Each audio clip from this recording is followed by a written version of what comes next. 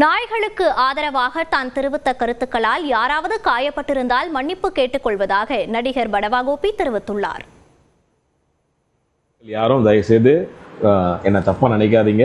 அப்படியே நீங்க என்னுடைய பேச்சால உங்களுக்கு யாருக்காவது காயமடைந்தீர்கள், பாதிக்கப்பட்டவர்கள், உங்களுக்கு அது தப்பா தோணுச்சுன்னா தயவுசெய்து என்னை மன்னிச்சிடுங்க. நான் அந்த மாதிரியான எந்தவித ஒரு எண்ணத்திலையுமே நான் இதில் கலந்துக்கல. மனிதர்கள் மேல இருக்க அன்பினாலையும் நாயின் மேல இருக்கக்கூடிய அன்பினாலையும் நம்ம இது ரெண்டுத்துக்குமே ஒரு தீர்வு கிடைக்கும் அப்படின்ற ஒரு நோக்கத்தை தான் நிகழ்ச்சிக்கு போனேன்.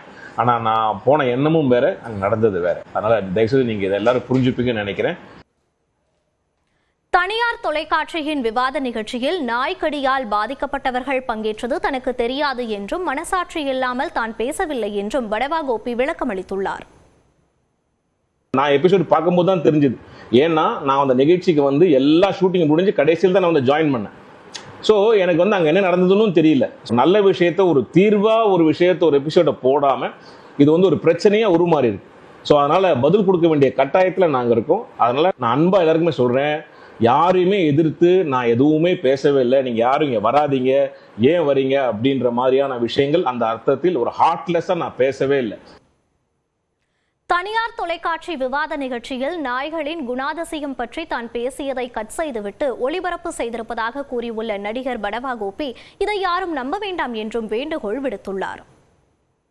நாயினுடைய குணம், ரெண்டாவது நம்முடைய பிஹேவியர், மூணாவது அதுக்கான தீர்வு.